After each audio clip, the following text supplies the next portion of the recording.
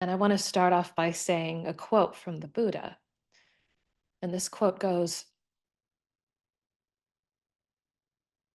"I am not what you think I am. You are what you think I am."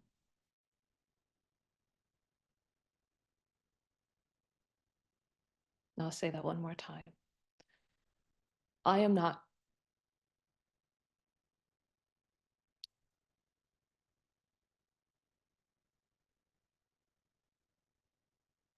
I am not what you think I am. You are what you think I am.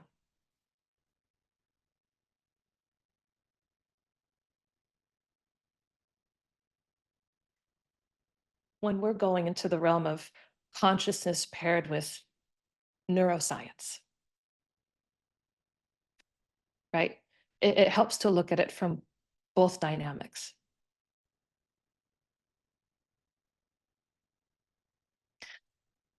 When we're speaking about consciousness, especially conscious experience, let's say even finite conscious experience, like our individual experiences, expressions of consciousness, right? It's a very finite experience of life.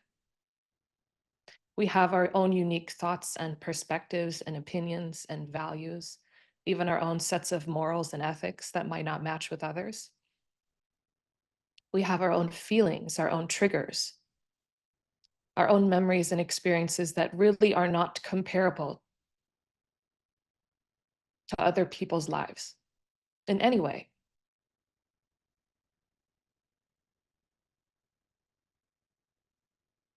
The only unified thing that combines all of our experiences together, that makes it all whole,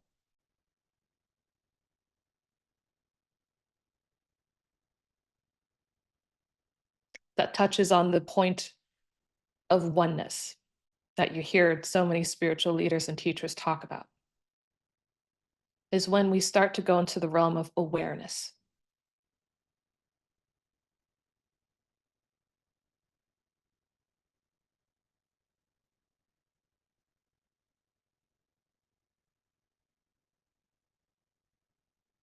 Finite awareness has a focal point, has a lens, has a perspective, has a reference point, has a construct around it.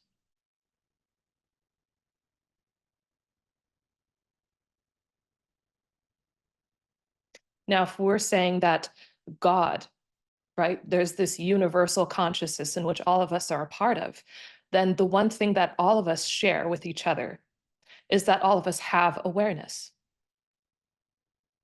That is how all of us are related. That is how all of us connect to each other. That is something that is universally applicable no matter who you are, is that if you are alive, the reason you are alive is because there's something called awareness there.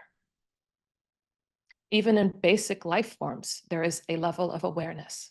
Maybe not self-awareness, but there is awareness in all life.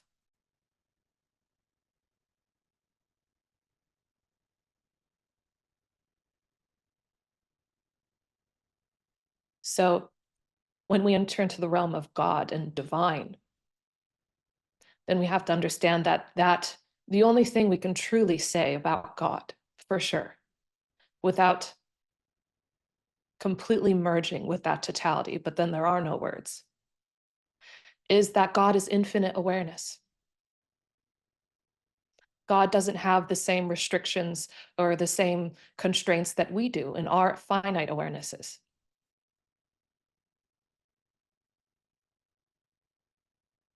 God is not restricted by thought, by emotion, or by belief.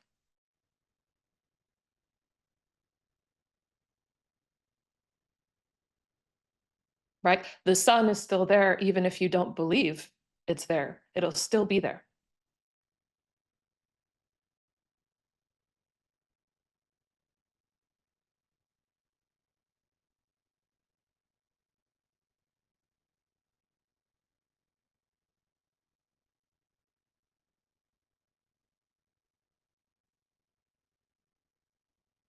When we have this human experience, then we're taking something that is pure in its totality. You can look at it as clear light, right? Clear light when there's nothing interfering with it, when there's nothing that is causing it to change shape, when there's nothing like a prism, right? You take a prism and you send light directly into it, it refracts, right? When it bends, when it changes direction, it suddenly starts to spread out into different colors, all of which are a part of that source of light. That source of light contains all of those colors, that red, that blue, that orange, that yellow, all of those colors are all a part of that clear light. But when they're all merged together, when they're all formed in a state of complete unity, they are not perceived. They are not seen. They're not recognized as anything different. It's only when there's a structure in the way where that color, like red, can be experienced, can be seen. When we're talking about living a divine life in a human body, or having any experience of life at all, just to experience something, it's like if you've ever sat in a warm bathtub, right? When you're used to the temperature, your body acclimates to it. Eventually, you don't even really feel the water around you anymore once it reaches a certain temperature. And it's only when you move around in the water that you start to feel the warmth again.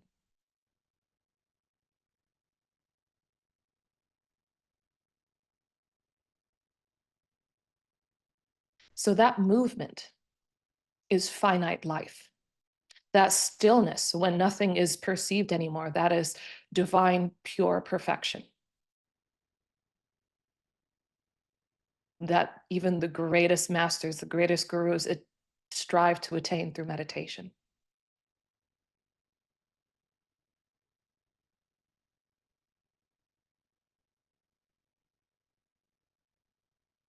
And through which that is the only place where potentiality arises. Because you can't create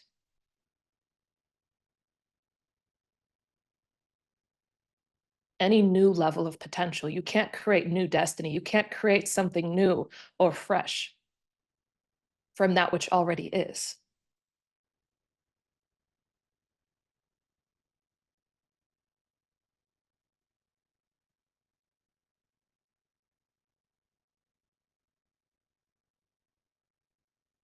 You have to go to the source where all of those lights converge together.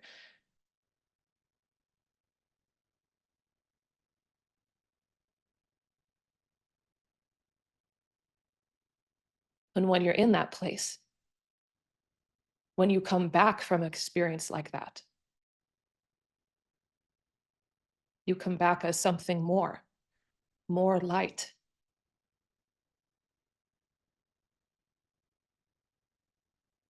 more of that pure consciousness.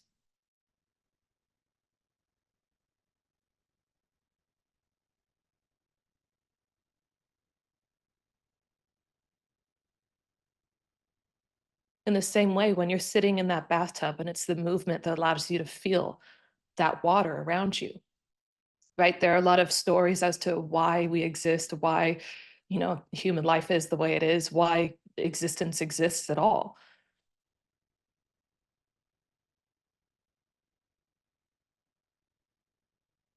And there is really no answer to that. And there really doesn't need to be.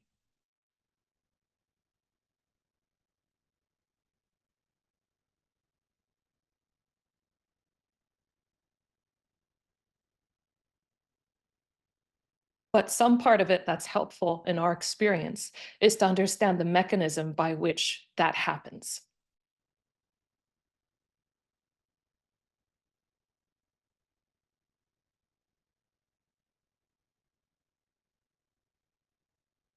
So a lot of religions, right, Hinduism, Buddhism, or what have you, they all say that, one day God got bored and God created phenomena in life so that God could experience itself.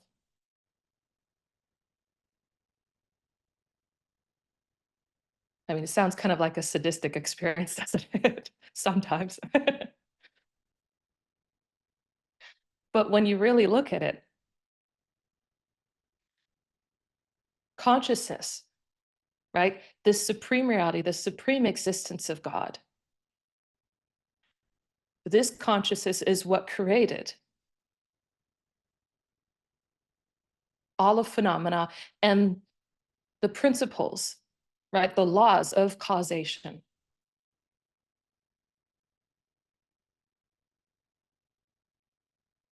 But in doing so, when you are the creator of something that exists, you yourself cannot be affected by that thing that you've created because your existence exceeds beyond it, right? It's like Aristotle and the unmoved mover. It's like God is the one that is unmoved in that complete stillness and that totality that initiates movement, that initiates the ripples of creation. That is the initial starter of all things, but at the same time, presence by itself is untouched and unfazed by all of it.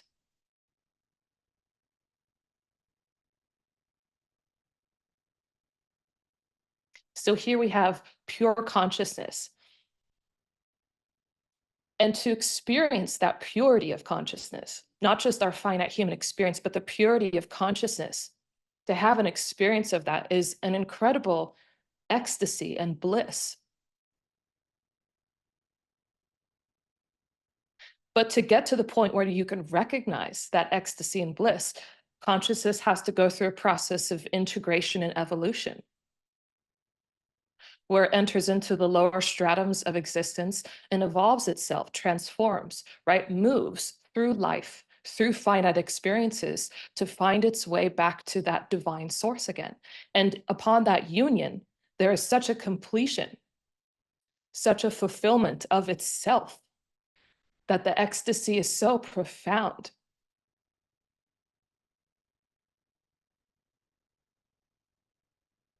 It's impossible to speak of.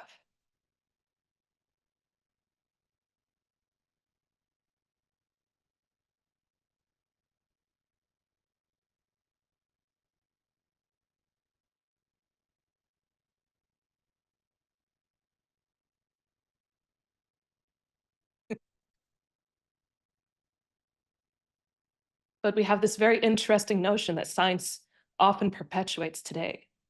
And that is the notion that the brain perpetuates or the brain creates consciousness. And what's more fascinating than anything else about these science studies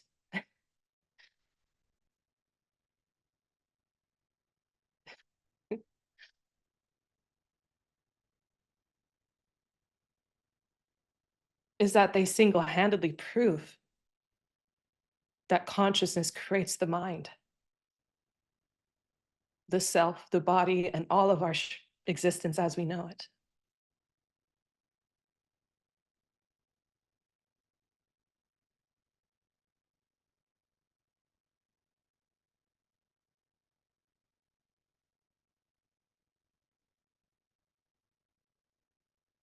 If you look at some of the science behind deep states of mental peace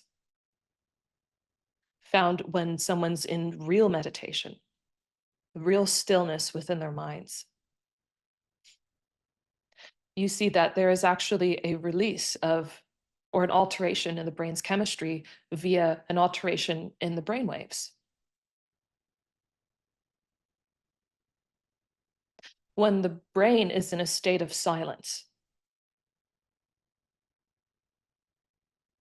the energy that flows through the conscious experience enters into it through these brain waves, through these theta waves, alpha waves, even sometimes gamma waves they've found. And what scientists have seen is when these waves are produced in the brain, they actually increase your neuroplasticity and neurogenesis.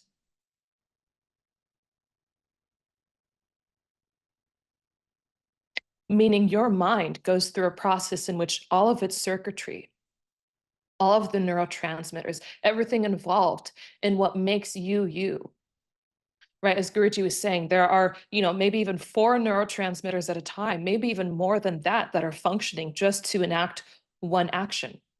maybe one thought, maybe one action within the body. They're probably much more involved when we even get to the aspect of physical action.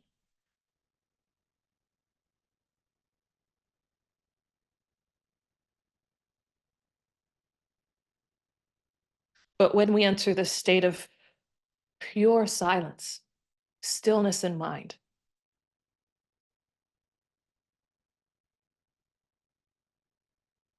the brain goes through a reset process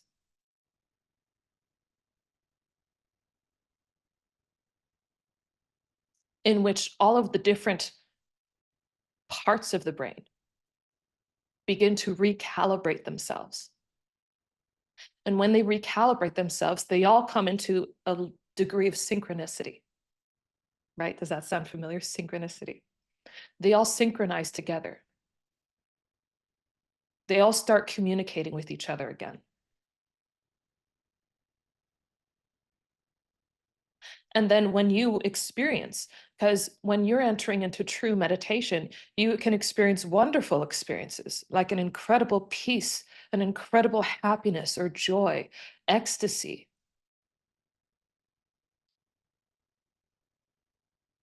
That come through that stillness, that come from that pure state of consciousness, that pure divine consciousness.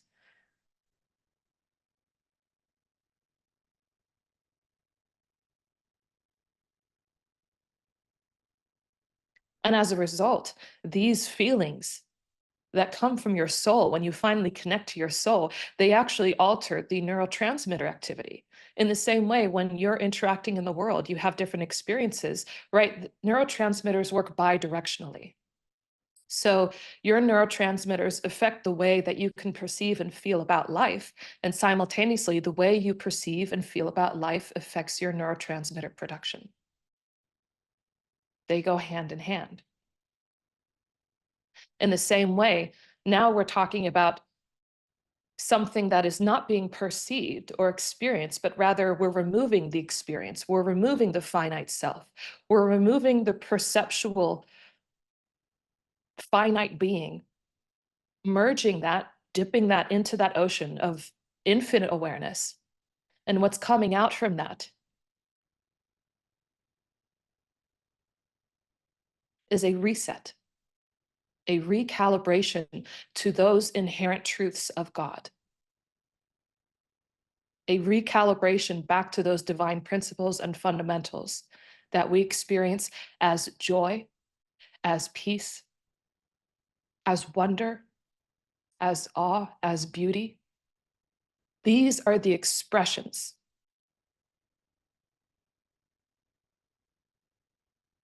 of the Dharma, of the ultimate reality.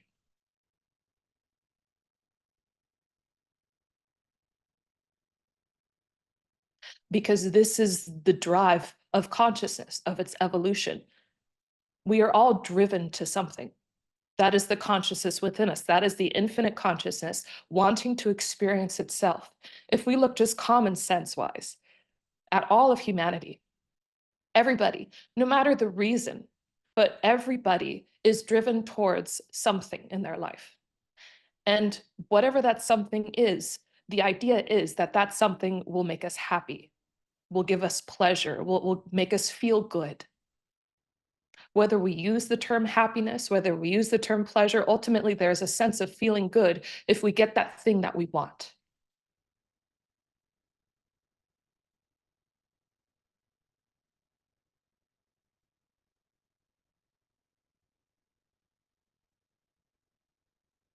And this is where the finite mind gets in the way of spiritual experience, of the infinite mind.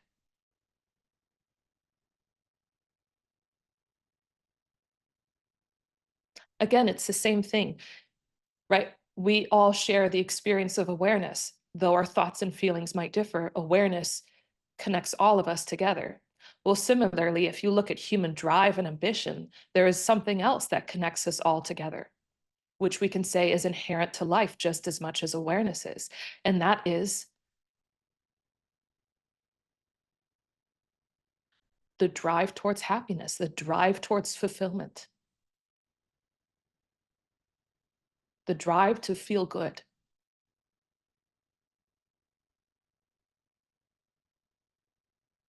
There's some people who might argue against that, but I disagree. I feel like if you're saying, no, I want to be of service, I want to do good for others, I'm not into it for my own happiness, I'm into it to make other people happy. Well, what's the point of doing that if that's just going to make you miserable? Would you keep doing that for other people if it was sacrificing your own feeling good? I think most people who are truly wanting to do something for other people do so because it brings them some semblance of feeling good. It feels good to do something for others. It feels good to be of service. In the same way, where all of us yearn for that love in our lives, right? It's so popular that, we have songs, we write poems about it, right? Sometimes we give up our entire life, to sacrifice it for this one person that we think we love, and then we regret it later.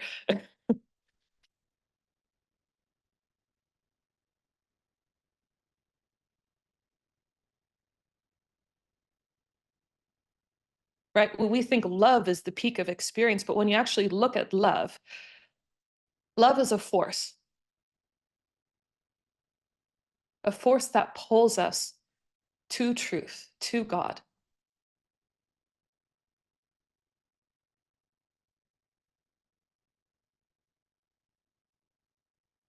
But would you want love if there was no joy in that love?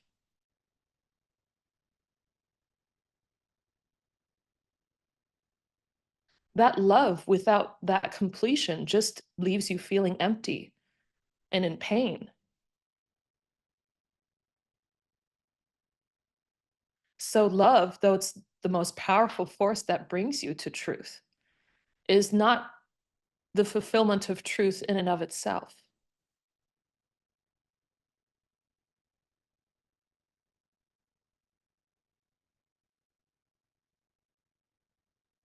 Rather, the purpose is the completion of that love. And when your love is complete, when you found the one you love, when that one loves you back,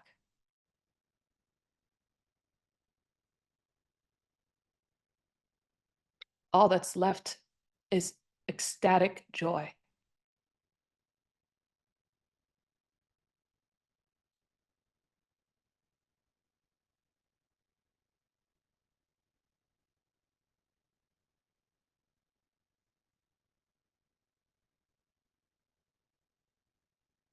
So we lead our lives searching for this joy in finite experiences because we don't have a framework, especially given the science of today, the society that we live in,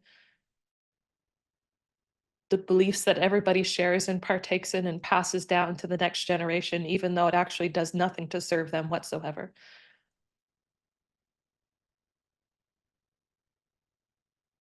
Right? We might not know the exact joy that we look for. We just know that it has something to do with that. And we think this might bring it to us. We think that might fulfill us. We think this might lead us to that point.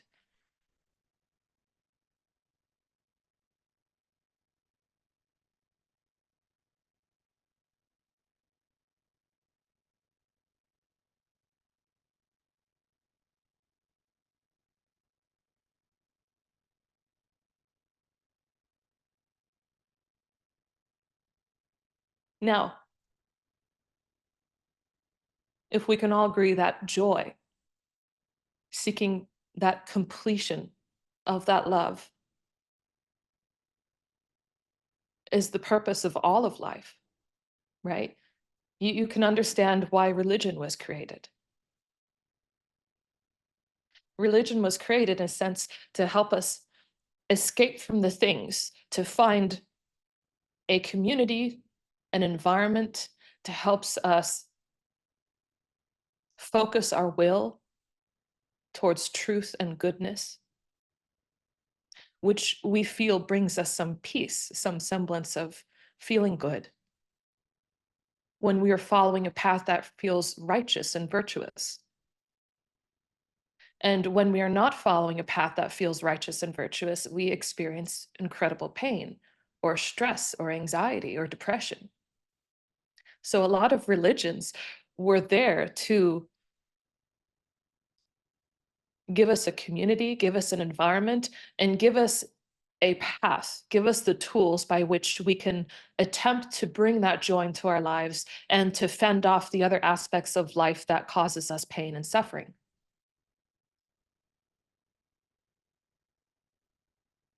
Otherwise, religion wouldn't exist. It would have no role, no function in our lives, even to what it's been reduced to in this modern era, right? With just its, dogmas and tricks and techniques. Even all of those tricks, if you look at the purpose behind them, if you look at the meaning, the want of the individual who participates in that experience or that trick, who experiences or participates in, chanting mantras, meditating, worshiping God in a temple, because they want an experience they're not getting. And they feel that God will give them that experience if they follow the right steps, or they're suffering greatly and they are looking for reprieve to feel good again. The problem is where we seek that peace and that happiness.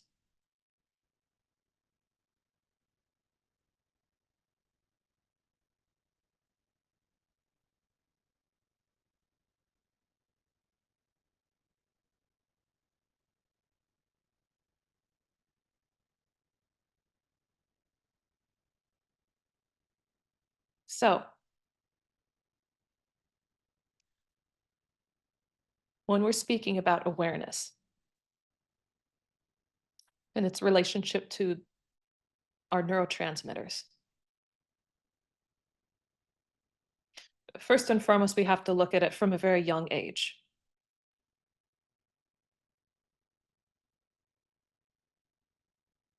You see that a lot of psychologists and scientists have actually found that children, even as young as 6 months of age, right, before they have,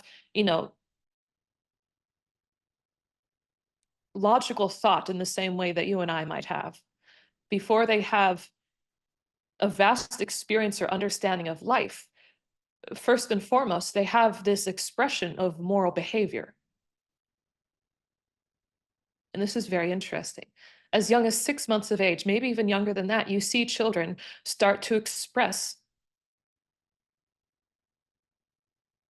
morals and ethics. And that they want to give something to others. They don't want to cause pain and suffering. They engage in behaviors that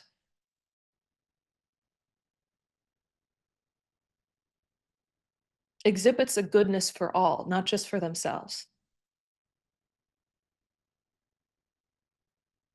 That is where we all start from.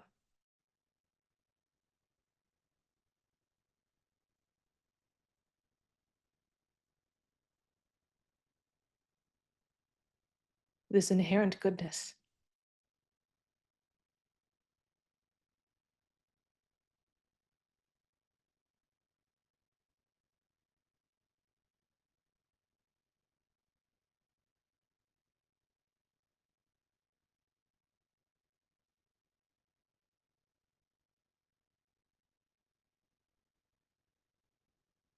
And then after some time, you see the personality start to form, to really take hold over the individual. And you can say there are various different reasons for that. One of the reasons is, well, look at the world we're in.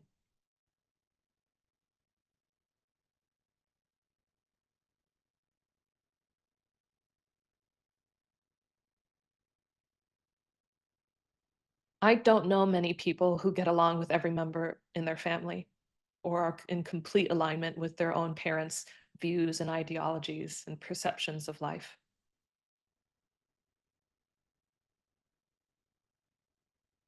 I don't see many people on this planet who are incredibly happy or at peace with their life, right? The most prevalent causes of the chronic diseases you see today are all stress related.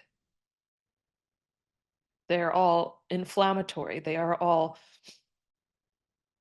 things related to our own minds and our own bodies attacking itself.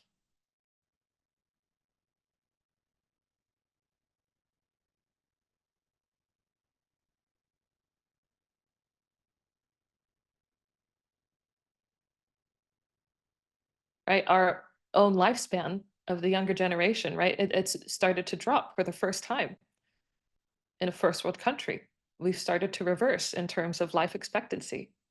Why? Because people are so unhappy.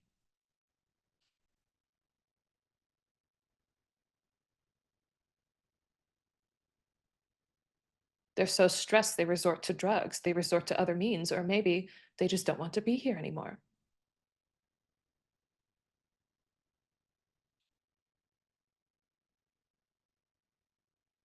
We look at the bigger reflection of the individual as the society, and we see all the problems that we face, all the corruption, all the lies, all the chaos, the wars, the battles, economic struggle.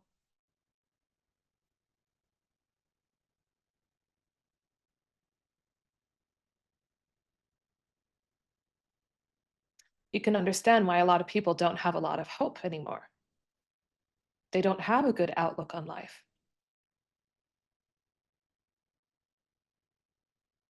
But I feel more than anything, what contributes to that the greatest is that every person from a very young age is handed over a lens or perception by which we are forced to view life.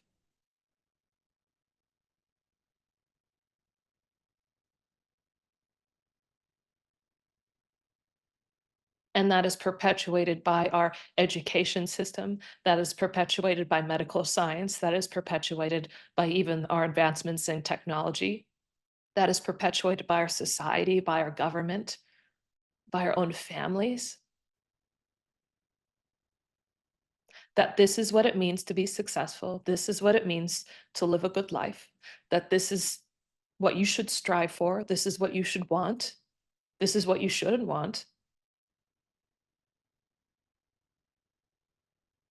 We're never given a moment to just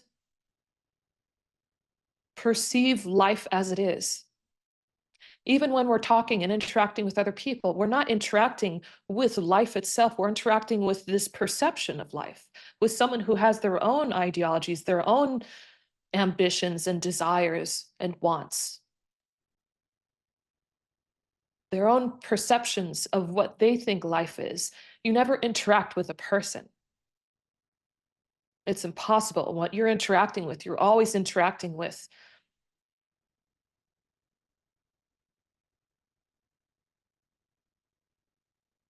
a limited construct, an ideology that when you stay around that presence long enough, it can actually even infiltrate your own awareness.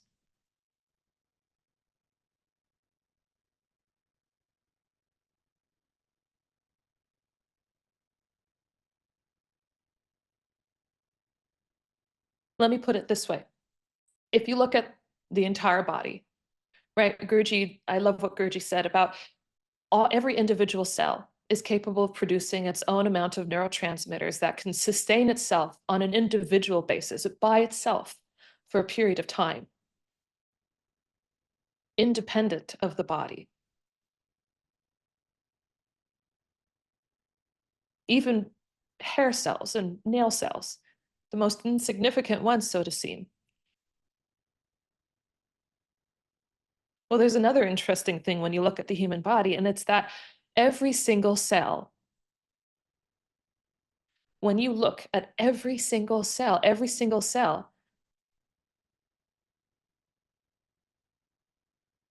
has all of the genetic coding, all of the DNA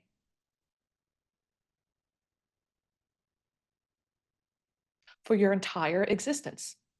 in one cell. And it doesn't matter which cell it is. Every single cell has all of the genetic coding and DNA that lays out exactly who you are. Meaning every single cell has its own inherent sense of self.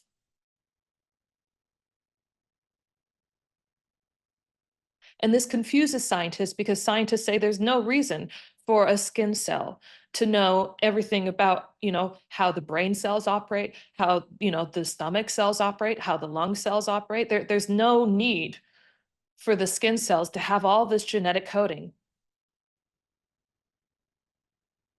for the entire totality of our existence to operate as just a skin cell.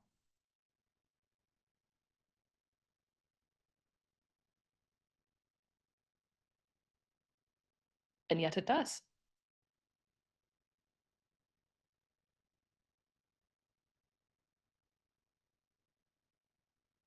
Which just further shows and details how complete your sense of self is.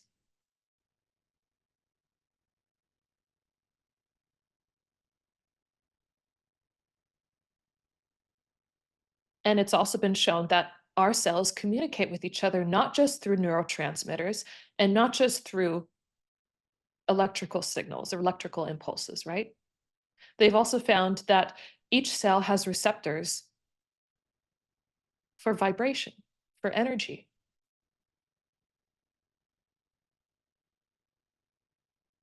Now, if we're looking at this from the physical perspective, let's also look at this from maybe a more energetic or psychic perspective when we're talking in terms of awareness, energetic awareness, right? If this is the reality of the physical body, right, we can only imagine the reality of the energetic body, of the soul, the spirit, and our perceptual field of attention, which extends beyond the physical form. It's what people call the aura. So if we're dealing with a body that both emits and receives vibrational energy, that's not going to be unique to us. That's going to be consistent across 8 billion people. Now, if you're dealing with 8 billion people on this planet,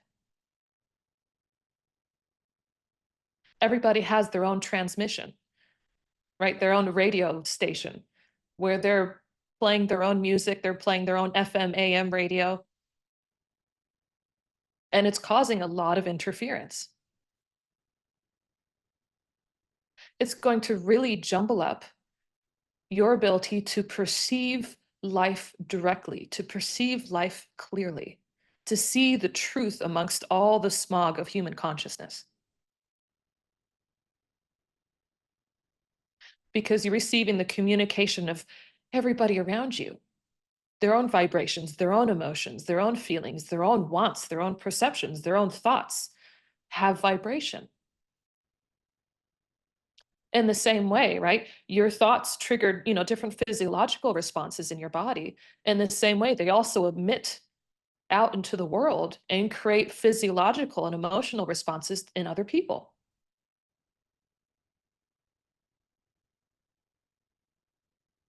Right? I've said this again, you try sitting in a room with somebody who's angry and not feel that anger. It's very palpable. You sit next to someone or try talking to someone who's so petrified, it's hard not to feel what they're feeling.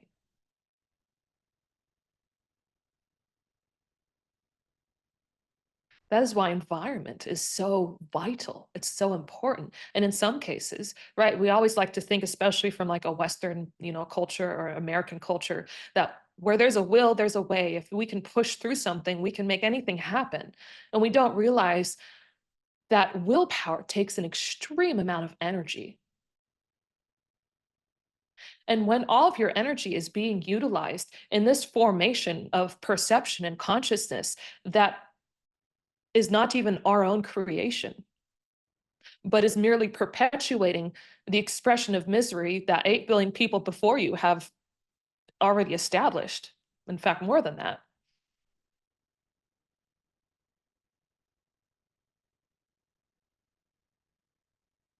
right? They found, neuroscientists have said that when you're working alongside another person, right, whether you're even verbally communicating with each other or not, that your neural pathways start to sync together. They sync together. How scary can that be if you're with somebody who is what Guruji would say, like a parasite in your life? Or somebody who maybe doesn't like you or wants the worst for you, or maybe somebody who, maybe they're just not the brightest. Whatever the person is, or maybe they're a great person, they're really good at their job, they're really good at what they do, then you'd want to work with them. You'd want to synchronize your neural pathways together, right, the circuitry of the mind, so that you, by association, could start to exhibit the same patterns and habits and behaviors down to your very brain chemistry, so that intuitively you can start to operate on the same level of efficiency that they are. If it's something that you want to achieve in your life, if you want to be successful in a given area and someone else is successful there, you want to associate with them. You want to learn from them. You want to work alongside them. Even if they never tell you the secrets to their success, maybe they don't even know. Maybe they don't know how to communicate it or don't know how to talk about it. They're just living that experience. But by association and working alongside them, you start to live that experience too.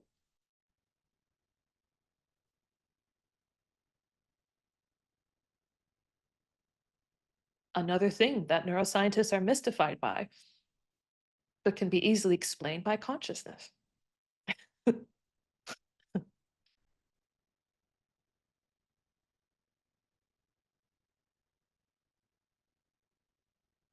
Now, when we're getting into this hand me down existence, right? This hand me down perceptual field, obviously, there is a part of it that plays into our own level of consciousness. Sometimes you're at a high enough level of consciousness. So when you have someone from a higher level of consciousness born into this world, if they're able to hold on to that purity and that innocence, right, they are able to see beyond what the Maya, right, the human state of mind perpetuates.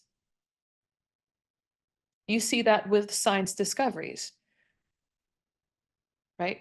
There was this man, was Samuel Emilwise, is that what his name was? Where, he said, doctors should wash their hands before surgeries because, he recognized a correlation. He wasn't even a doctor or a scientist. He just recognized a correlation. He was working in the hospital. Maybe he was even a janitor.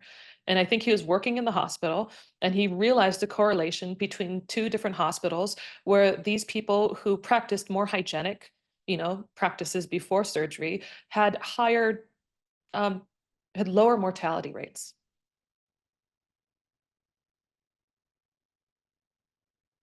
And those who didn't had higher mortality rates. And when he expressed this idea to the other doctors, they laughed at him. They criticized him and they ridiculed him so badly that he ended up later in a mental institution.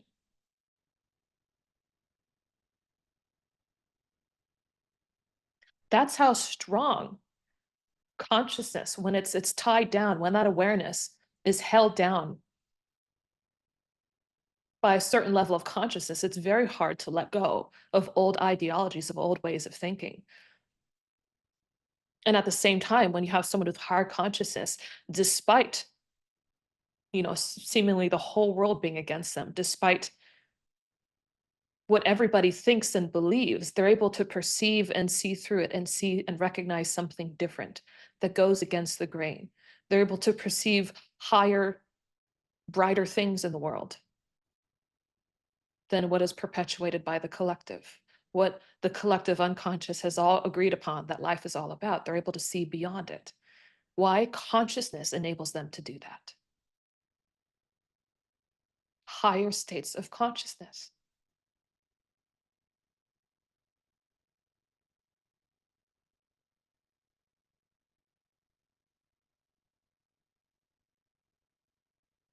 Now, what does that mean exactly? Higher states of consciousness.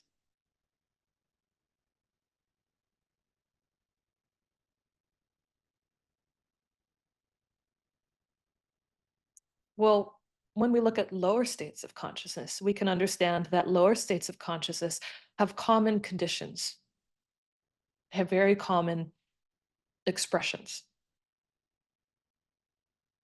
You see that people with lower state of consciousness, right? They tend to be very limited in what they can do in their life. Limited by their own minds, limited by their own emotions, limited by life. They're a victim of circumstance. They can't control anything. They're helpless. They don't know what to do. They have ADD, ADHD. They're very selfish, self-focused, self-centric. It's impossible for them to think of others, to do things for others. And it can make sense. If you're suffering a lot, how can you possibly think of someone else when you are trying so hard to escape your own suffering just to feel good?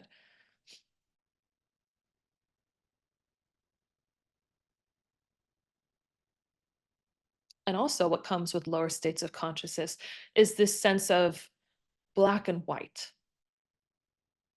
this sense of good and bad.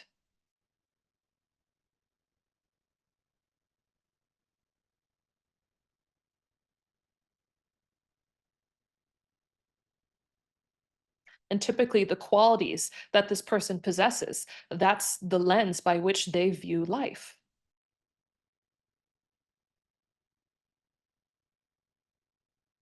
It's if you get an innocent and pure child,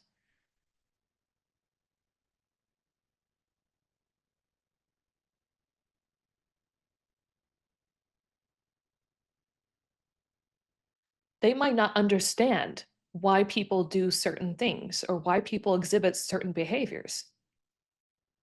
It might be confusing to them. Why? Because those qualities don't exist in them.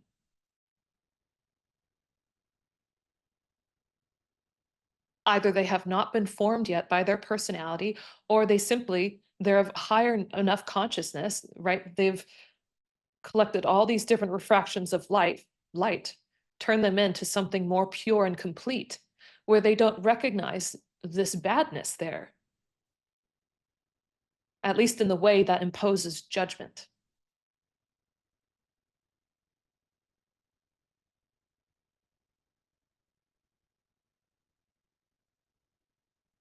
When you have this pure awareness, you can see.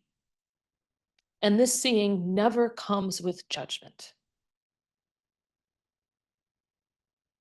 It is a stillness because the moment there is a ripple, the moment there is a disturbance in your being, you are interacting with that construct of your own ego, the construct of your own self, your own perceptual field. You are no longer operating from that still, complete awareness of God. The moment that stillness is taken from you, or more like disturbed by you.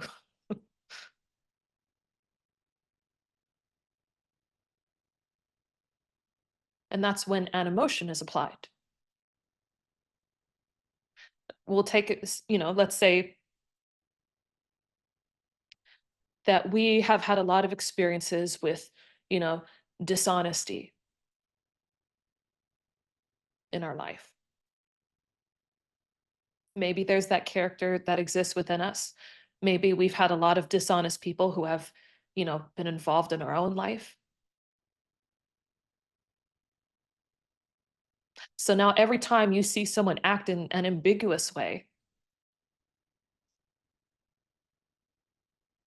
you're automatically going to assign the character of dishonesty to that person without seeing them truly in their totality. And that assignment will come with its own emotions. It will come with its own volatility. It will come with its own feeling, distaste. It will create stress for you. It will disturb your peace. It will take away something from you the moment you assign something to that experience.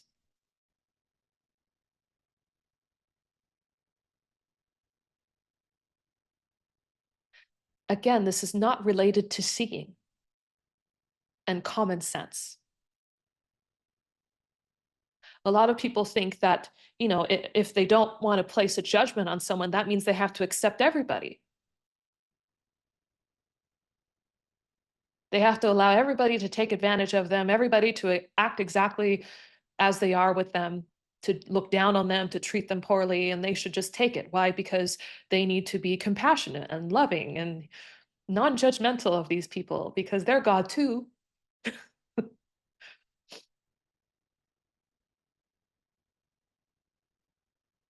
And that's just nonsensical. You can see the truth. You can see, right? If someone has a certain character, right? It's not a judgment to see it.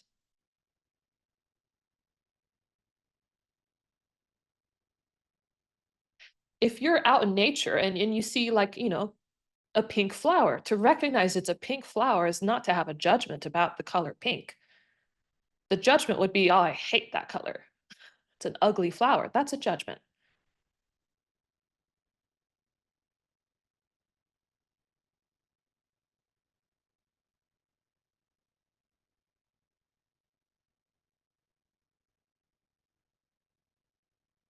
But still, it makes no sense, especially in the advancement of your own consciousness and for the goodness of others, to allow someone, if you see a bad quality within them, to allow them to use it, especially against you, to allow someone to take advantage of you. Sometimes that needs to be taken care of. Either you remove yourself from that situation, you get rid of that person from your life,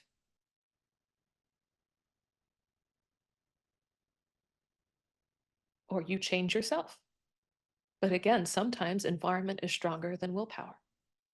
And until you're strong enough, higher enough in consciousness, where you can perceive through the smog, the deadness of the human mind, then you might need some environmental assistance to keep you uplifted and happy and bright and good.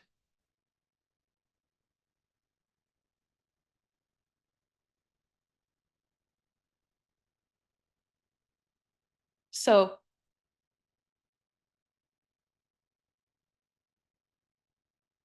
if that's something that all of us have, awareness, that is our unity, our interconnectedness, right? You could call this awareness consciousness, you could call this awareness spirit, whatever terminology you want to use.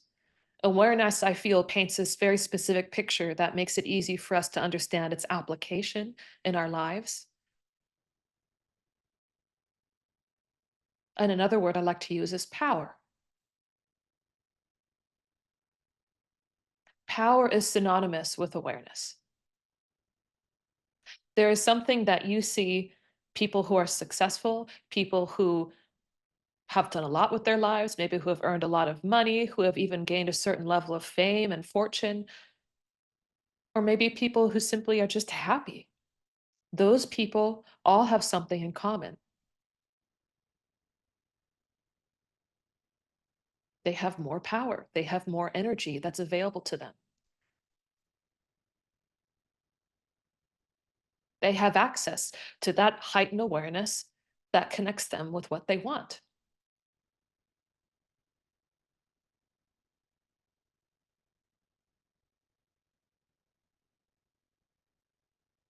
And for a lot of these people, they might not exactly know what they're doing or what has given them their success or their happiness. But some part of their being has intuitively reached the point where it's able to just inherently know how to release stored energy within their being, that they can harness higher levels of consciousness, they can harness more power, more awareness.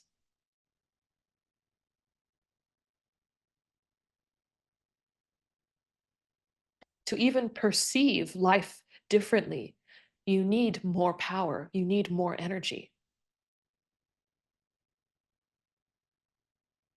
That's why we always say, to get to the point where you actually can actually change your consciousness, where you can actually evolve or change your mind, change your thought patterns, or become happy, you need to let go of the garbage first.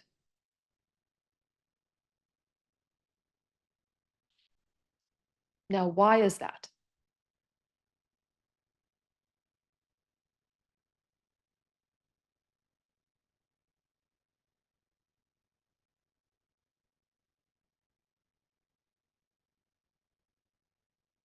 Well, as Guruji is saying, if all of your thoughts, they're producing all of these neurotransmitters, right? If you're actively mentally engaged all the time, positive, delusional, negative thoughts, just a lot of thoughts that are always keeping your mind active and never in stillness, you're utilizing a lot of energy. A lot of power is being stored up to the point where there's maybe not even enough energy, not enough power to even sustain your physical form. You see a lot of people who are mentally disturbed, who have a lot of ADD, ADHD, who have a lot of mental instability, often age very quickly, or often come along with a host of physiological disorders. I mean, science has perpetuated and recognizes, talks about it even, the mind body connection. Science knows that there's a relationship to the thoughts we think and our health. What is stored in our mind, our beliefs, our morality, our ethics, our wants, our desires, what motivates us, what gets us out of bed in the morning, all these different things have an effect on our physical health.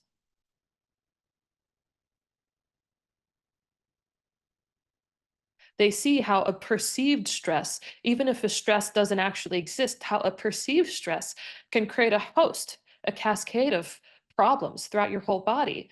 And like I said, the greatest cause of inflammatory problems today, right? The greatest cause of most of the chronic diseases that you see that exist and are so prevalent nowadays are all inflammation related. And one of the greatest sources of inflammation is stress. And stress is not physical. Stress is a mental state. It is a state of mind.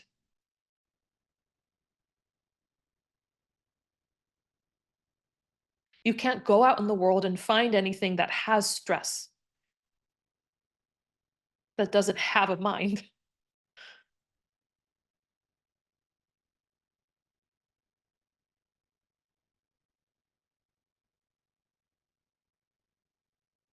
You can't buy stress from the supermarket. You can't buy stress from a car dealership. You can't hunt it or seek it or forage it in nature. Stress doesn't exist anywhere except in the perception of the mind. And the greatest cause of stress for everybody on this planet is because they are not in tune with their spirit. They're living a life that they don't want to live. And that consciousness that wants to express itself through them wants to live life in a certain way so badly, so desperately. And because of this mental construct, this perceptual construct that we are living and limiting ourselves to, these ideologies that we have been handed down, right? These perceptions or views of life that we have not even curated by ourselves, but are rather curated by the masses and infused within us through even just the relational consciousness of those all around us, the vibration, by just living and existing in a society of people who believe these things. So when you actually start living your life, when you start becoming an independent person, you're no longer a child who depends on the mother and father and has that comfort in knowing that they're taken care of. Now you're out on your own. Now you're out finding your happiness, finding your peace. And everything that you've been taught to believe or handed down through the consciousness of all those around you are not doing anything for you.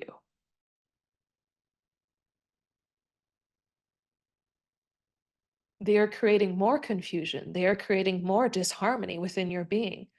Stress is simple. Stress is you are doing things that you don't want to be doing and not doing things that you want to be doing. That's stress. That's all that stress is. Stress has nothing to do with the amount of work you have. It has nothing to do with how busy you are. It has nothing to do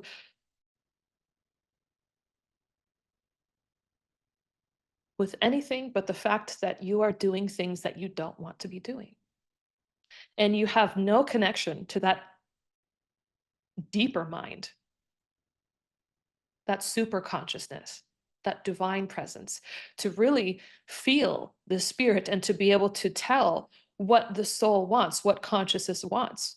Guruji says all the time, it's like, how can you know that you are following your destiny? How can you know that you are following your life's purpose? How do you know you are following the path that consciousness and life wants for you? That consciousness, that infinite consciousness, wants to experience of life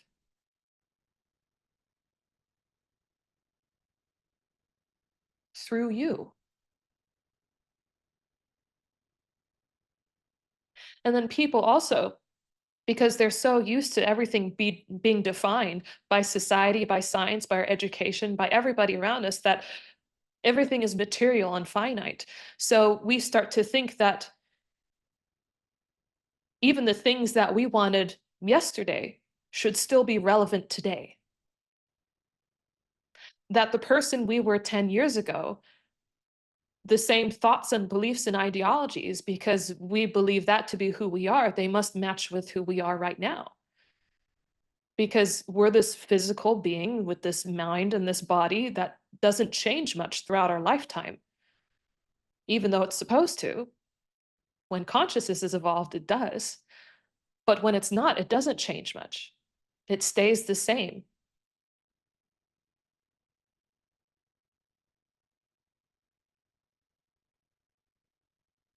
And so, just by the association of memory, we start to feel that I liked the color blue when I was 10, I should still like it now. I wanted to be a doctor when I started this program, and now I still should want to be a doctor. It's getting hard. I'm unhappy and I don't like where this is going. I don't even like doing what I'm doing, but I should still do it because at one point in time, I really wanted to do this. People are taught, have children. Children will make you happy. A lot of people have children who don't really want children. A lot of people have children who don't even take care of them, who want nothing to do with them, but that's just what you do in life. You have kids. You earn lots of money. You get the nice car. You get the big house. You earn enough money, you can shop at Whole Foods every day and eat good food and still suffer in terms of your health.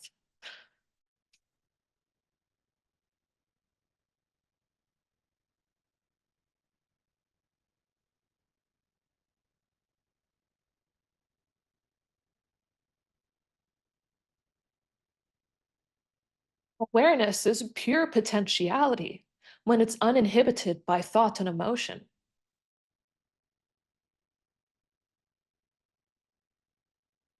It is freedom. It is pure consciousness.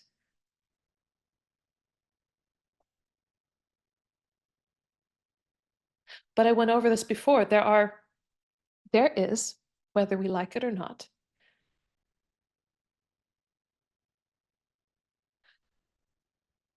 a fundamental truth, a fundamental reality to life, an order, a system by which, whether we like it or not, we are operating within that order and that system. A system that consciousness has created and then imbued itself into to experience life. And that order, that construct is the mind, is the self, is the ego identity. It's the Maya, the all of phenomena that is created, all of existence is that system. It's like, the movie, The Matrix. So much so that even the progressions we make in consciousness, the changes and alterations in our being are all inherently programmed by that design set by consciousness to allow you to make those shifts and changes and evolution in your own consciousness. Can you ever be free? Can you ever be independent? That's enlightenment.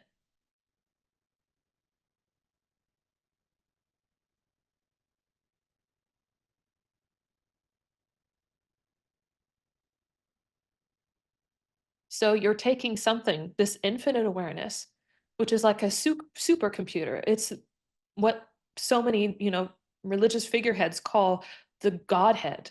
the divine mind, the mind of God, which is this infinite awareness, this pure potentiality, because within it, within consciousness exists everything there is to know about God, creation, the universe, mankind, everything within that one word, consciousness, because consciousness is the substrate of it all.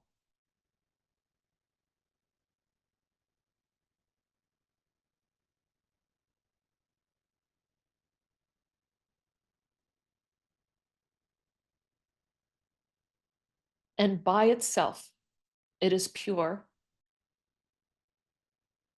and unlimited.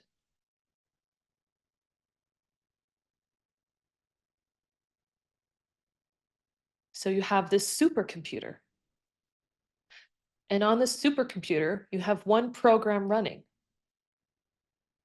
a very slow processor, or you're spending all your time, you bought this huge supercomputer just to play a game of Minesweeper or Solitaire.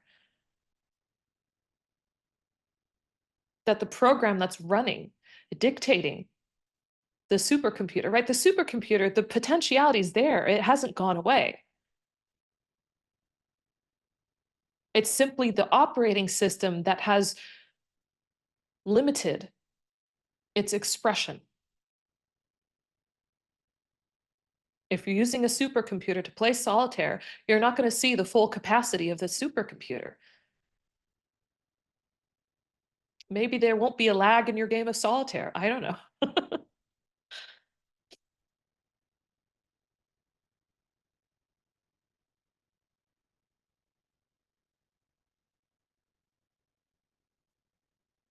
So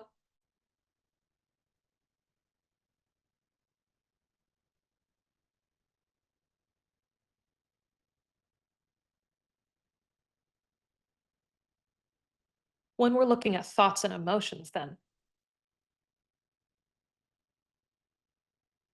let's look at what these thoughts and emotions really are. Thoughts and emotions are tied together. You usually can't have emotion without a thought tied to it.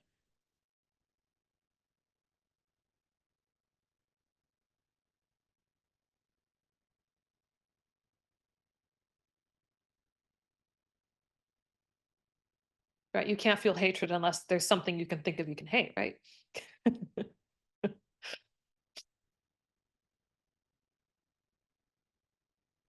Even if it's happening on a deeper, more unconscious level where you're not fully conscious of what the emotion is, there's still a neural pathway there that exists that when there's a moment, there's an interaction in your life, it sets things into motion on a mental level that gives you the emotion as the outcome, the expression of what's happening within the mind. And so, to a degree, emotions are a great way to assess what's going on within our minds, because emotions for us, in some ways, are far more obvious as to our states of mind than truly knowing what's going on in our minds. Because thoughts happen so quickly and can be so developed that it's second nature to us that it's not even a conscious process anymore. So, the best way to evaluate our unconscious processes is to look at the emotions that they lead to. Then you can find the source of the emotion by feeling what you feel and wondering, why do I feel that way? Chintan. And then finding the truth at the heart of the matter, which will release yourself from the emotion and bring you back to stillness.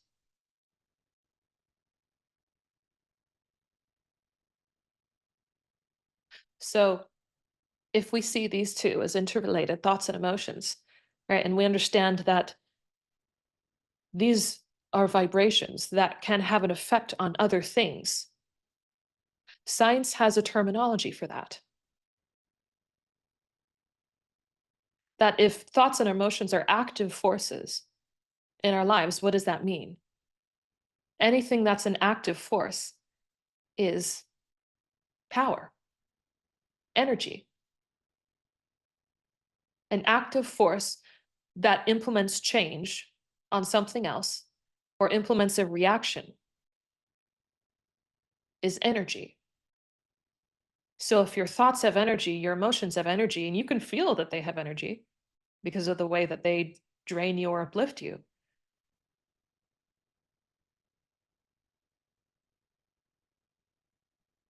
then we can understand that these thoughts, these emotions that we feel and that we entertain, that we have in our lives are power. They have power to them. I'm not saying they have a lot of power, not in the degree like, like when Guruji's blessing something through his thought intention, he can, make changes to something on the other side of the world in an instant. Not that kind of power, but they still have, to a very limited degree, an amount of power in them. They control your lives, don't they? That must have some kind of power. Others can feel them. That has some kind of power.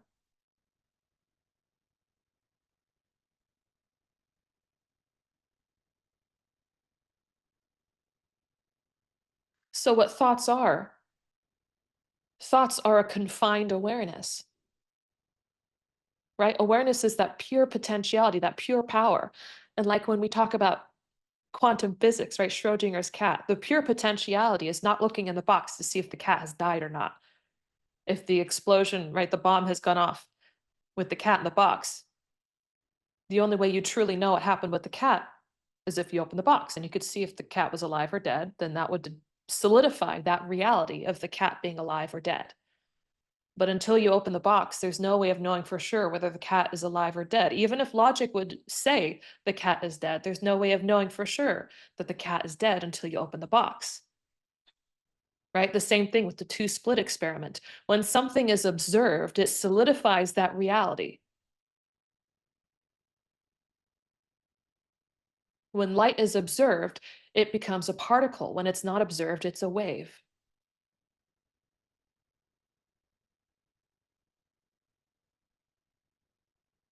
In the same way, our thoughts, even down to a quantum level, do dictate our realities. And I'm not just saying like it changes your perception of things. I'm saying that the awareness that is contained within the construct of a thought has the infinite potentiality of awareness within it, even if it's to a small degree, to such extent that it can create ripples into every aspect of your life and thus either reaffirm the life you're living or put it on an upward or downward trajectory, influencing everything from your career to your relationships, your happiness, your success. Right? Remember, I said that there was a relationship between happy people, successful people. They all have power. They all have access to more awareness. They have intuitively found a way in their life, a way of living life, of being in the world, whether it's a mental way of being, whether it's the thoughts they think, the emotions they choose to have or not choose to have, the discipline that they apply over their thoughts, their will, their discernment, who they choose to keep around them.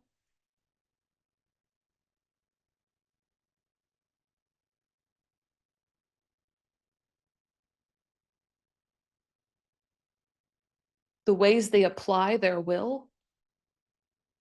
Ultimately, whatever it is, they found some way where they can release, if even for a moment, one of those bubbles of awareness that is tied up in old ways of being and thinking.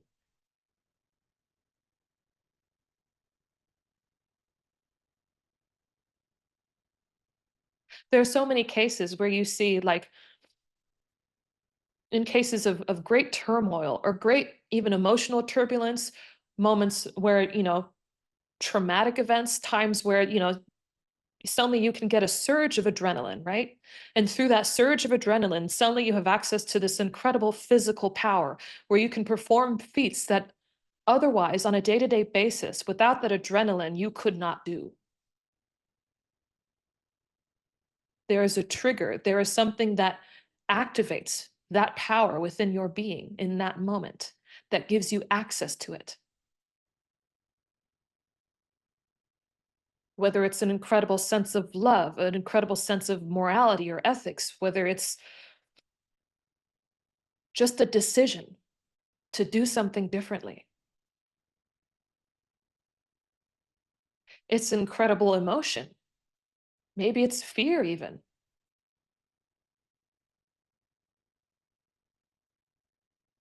You often hear, right, especially in like, Hinduism about the Kundalini energy. Well, the Kundalini energy, it's just life force energy. It's the energy of consciousness that sustains your being, that gives you life. That energy of consciousness, that pure potentiality that resides within you, untouched and undisturbed. And in different moments, when you rise to the occasion, I mean, in a way, so does the Kundalini rise to the occasion. You gain access to different aspects of your being that release this stored energy that suddenly makes you privy to other possibilities that were not available to you before. It could be extreme mental feats, it could be physical, it could be spiritual. Of course, these moments are few and far between for the average person. Or if we're talking about somebody who's maybe successful or happy, ultimately, the way that they've found to live and lead their lives have gotten them to a certain point. But beyond that point, they don't know what to do. They don't know how to exceed that, how to go beyond it, how to reach that fulfillment that the spirit wants. You found a peak of happiness, and that's the problem. It's a peak. There's nothing that's the worst for your growth, the antithesis to progress, than remaining stagnant in one place, even if that place is up here. Which is why you see so many people, despite their incredible success, despite what they've been able to do in their life, they often resort to drugs or they start doing other things just to bring back that feeling that they had when they were rising up so quickly. They want that good feeling again. They want that feeling that power gives them. They want that feeling that consciousness gives them. They want that feeling that awareness gives them when it's moving towards something, though they might not know what. It's just that movement that they seek. They want to move again. They want to feel something. A lot of people use drugs. A lot of people use food. A lot of people use television. A lot of people use other people.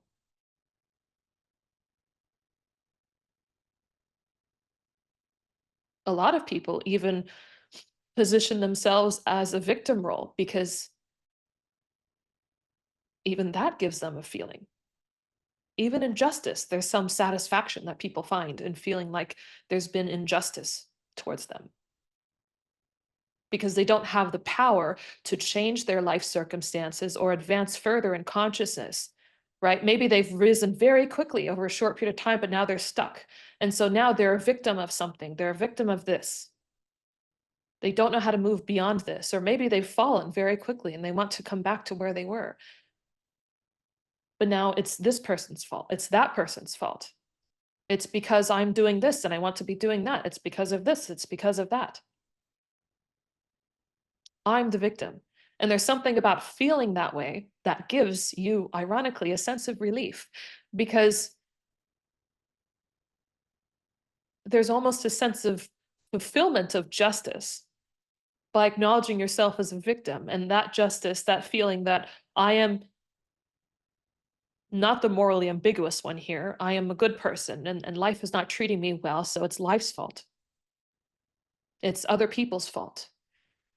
And I am good, and that makes them feel good, despite being stuck in their circumstances.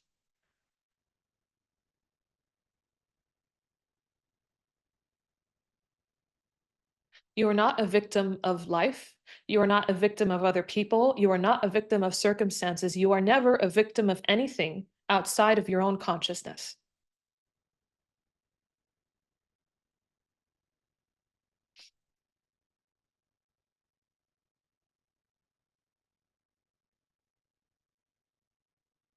You are a victim of your own mind. Remember, the things that cause you stress are not the amount of work you have or the other people around you, or it's simply you are not connected to that part within you that is telling you what it wants. It wants peace. It wants stillness. It wants to express itself in different ways. It wants to love. It wants to play. It wants to laugh.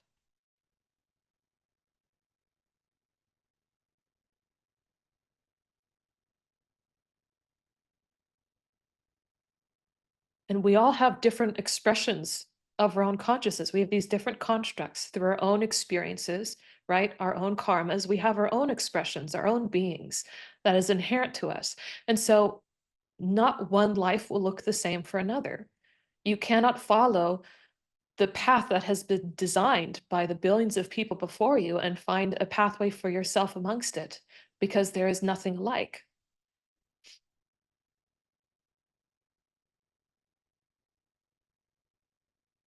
So you have this part of you that knows what it wants already, the part of you that thinks it knows what it wants. You have this inherent sense of righteousness, virtue, that makes you feel good when you follow it, the Dharma that makes you feel good when you are in alignment with it. And then you have this part that tortures you when you don't follow it. Right? When you follow the Dharma, you are releasing that stored energy, that life force energy, that boundless potential. And it's easier to see the Dharma when you have that inherent purity.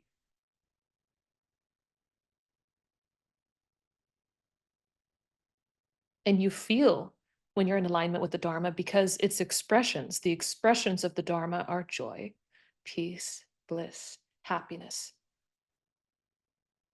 grace, beauty.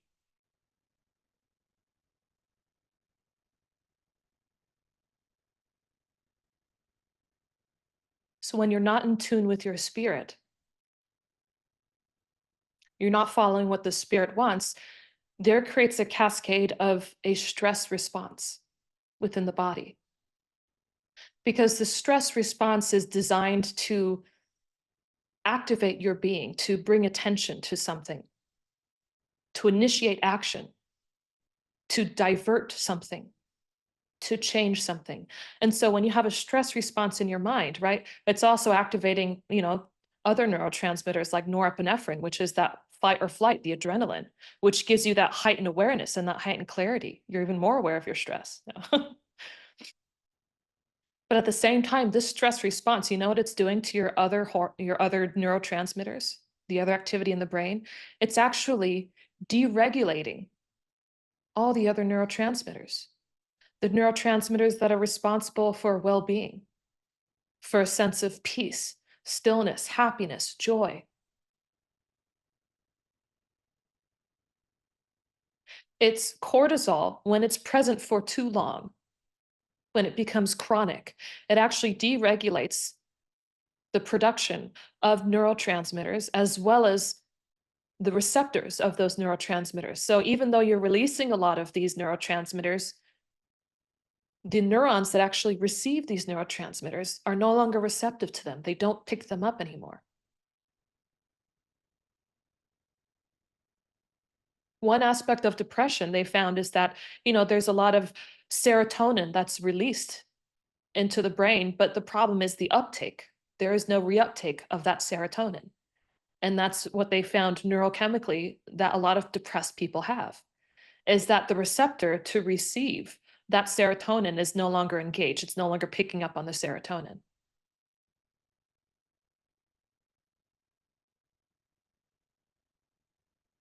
The mind gets confused when you aren't aligned with truth, when you're confused, when you have a lot of weird ways of thinking,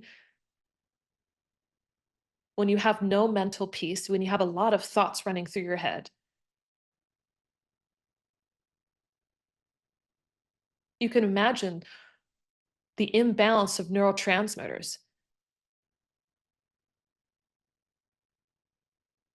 And the longer you stay in this state of being, the more that they become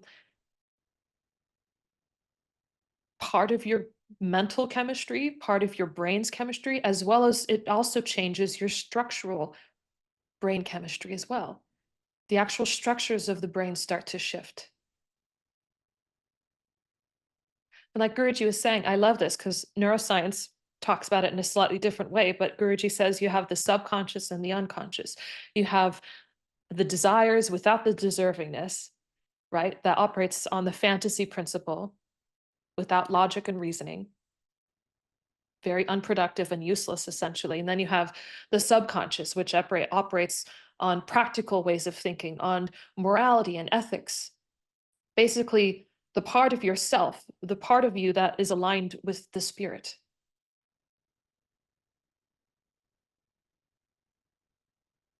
The deeper part of the mind that is still in tune with that pure consciousness, that pure awareness that you can see in children as young as 6 months of age. And so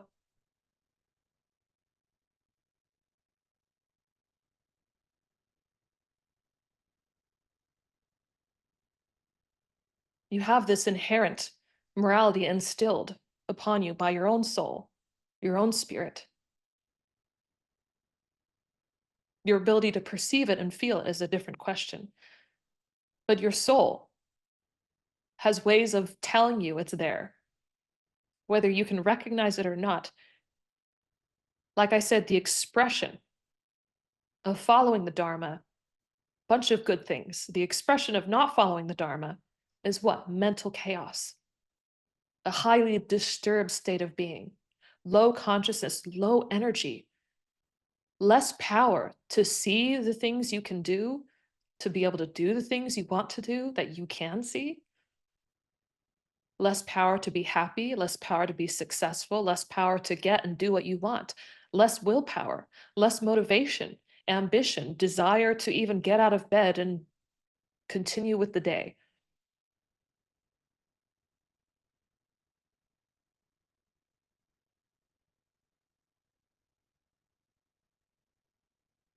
Neuroscience says there's this part of the brain, it's called the anterior, I think it's cingulate cortex, the ACC. Those are the abbreviations. It's the ACC. And that part of the brain actually is responsible for differentiating differences between your values, your morals, and your ethics, and the behavior you exhibit. There's an actual part of the brain that does a reconciliation between the two. So it'll highlight in your being. If you have a high enough level of consciousness, you'll be able to recognize where your behaviors, your characters are not aligned with the Dharma. You will feel and know it. When you're not at that level of consciousness, right?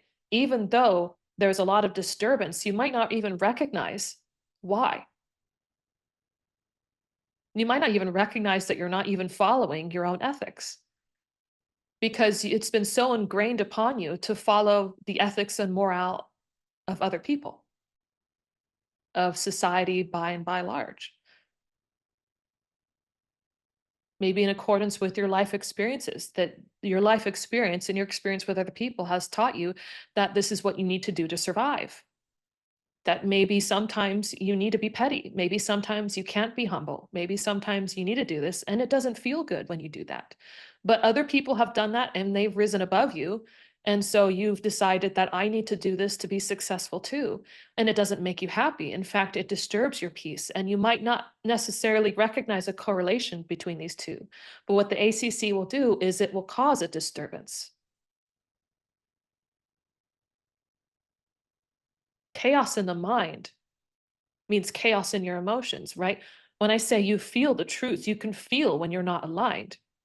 There's always something pointing to the truth within you.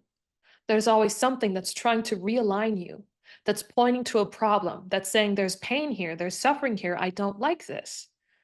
There's stress here, I'm not doing what I want to be doing, and I'm doing things I don't want to be doing. There's stress here. Following this path, maybe you might not even recognize it on an emotional level. Like maybe you're doing the things that you saw other people doing and you don't have a necessarily emotional response, but you have a stress response. It's a very stressful way of living life for you. That alone is your body's way, your mind's way of telling you that this is not true for you, that this is not correct, that this is not happiness, that this is not what consciousness wants to do through you, that this is not allowing your consciousness to be free to express itself.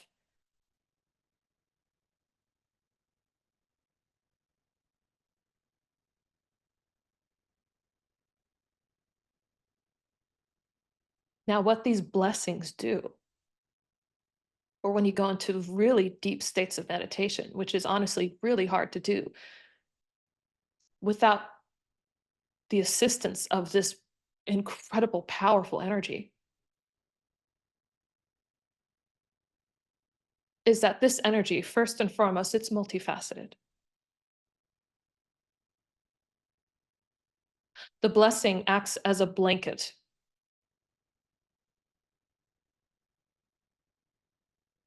that disconnects your awareness from all the other awarenesses around you. Right, Guruji, I have my own way of saying it, and Guruji has his way of saying it. Guruji says, it brings in the well wishers into your life and it gets rid of the parasites. I say it brings in the people that are in alignment with your consciousness, that helps the progression of your consciousness. It gets rid of all the people that are infiltrating you on a vibrational level, that are bringing you down, that are rewiring your circuits and making you perceive life in one way because of association with those people. So this energy is acting as a layer of protection that's separating you from the rest of the world so that you can finally feel yourself. So many empaths and so many sensitive people, the problem with them, right, especially women, which are, you know, we're known to be sensitive. And that's what makes us great receivers to this energy is our own sensitivity.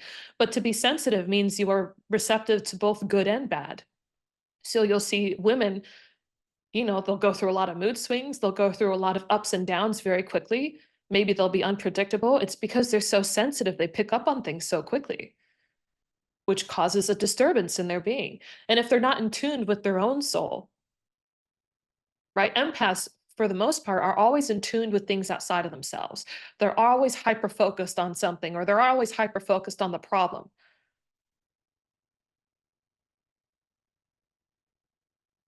So they can never truly feel at home in their own being. They can never truly feel the peace of knowing their own soul and understand what their soul is telling them to do.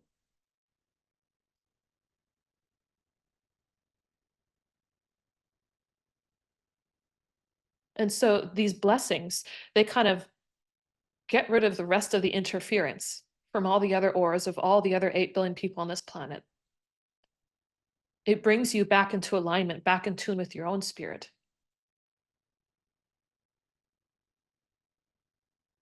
which is why you go through that healing crisis that Guruji used to talk about. The pain of finally recognizing what's been going on and what you've been missing. And then on top of that, it's like that diamond, right? And those layers of ice around that diamond. Well, those layers of ice are those experiences that we have of life. So we have this perception that's been handed over to us, and then we have our own part in that, which is our own consciousness that we bring into this life, solidified by our own past experiences, by how we've handled those experiences, by what we've chosen to do or not do, by the thoughts we chose to think, the feelings we chose to feel, the traumas we've had, the happy moments we've had, all of those things, those experiences of life solidify into a singular, finite experience of self. And like what the neuroscientists said, that they have found in deep, deep states of meditation, when you're actually meditating, you enter a place of stillness within your mind and your being. They found that activates these theta, alpha, and gamma waves within the brain. which as a result, right, this ripple from that consciousness, that potent, infinite consciousness that ripples out into your mind and reorganizes your totality. It resynchronizes all the other parts of your brain. It aligns you with the subconscious, the unconscious and the subconscious and the conscious form an alignment. Your brain resets, right? This feeling that you have, because this stillness, right? There are qualities. I mean, not even qualities per se, but there is a truth in that stillness that, when expressed in a finite form, feels like joy, feels like bliss, feels like ecstasy. And these feelings, when you have a physical experience of them, like I said, that neurotransmitter pathway is bidirectional. So the neurotransmitters create our experience, but at the same time, our experiences create those neurotransmitters. So you go through this whole reset, this whole recalibration, where these experiences of ecstasy with union, with that infinite awareness of God, brings forth into your totality heightened levels of dopamine, serotonin, oxytocin, anandamide, GABA, all these different neurotransmitters that promote well-being, happiness, peace, stillness of mind, relaxation, the expression of the Dharma, the expression of truth, the expression of God. These blessings help to melt away that ice around that diamond and return you to that stillness of infinite awareness and infinite potentiality.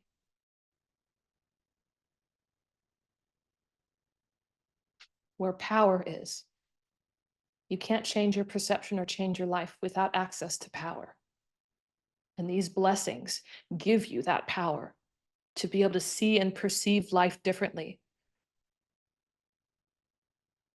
to restructure your entire state of being so that you can finally see the path you're supposed to lead, so that you can continue to grow and progress in consciousness, make real transformational work in your life, instead of just reaping the benefits of a quick boost of energy,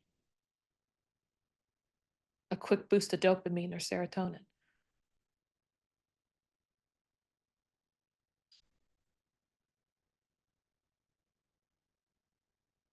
Every time you go back into that stillness, your mind is recalibrated. The old pathways, right? Those old bubbles, right? Those thoughts that confine the awareness with all that power into them, that power is released the moment you enter into stillness, because the thought disappears. Now your mind has merged with this infinite awareness, this infinite potential, where this awareness has been released from its confinement. Because when you merge with divine and stillness, your sense of self disappears, which is the aspect of you where consciousness has been imbued and confined into. And every time you come back out of it, right, divine has blessed you with this incredible new awareness. And this new awareness, right, it's this new parameter of being, where now, instead of operating with these choices in your life, or this understanding, or this awareness, or these experiences, right? Power, different levels of power contain different conditions of life, different conditions of experience. And so the more you increase that power and that awareness, the greater your experience of life in every degree.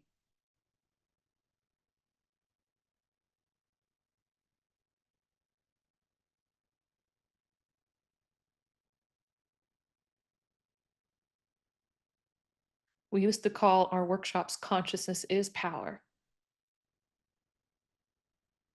And it really is. It's the power to change, the power to be different, the power to be happy, the power to be successful, and the power to be free.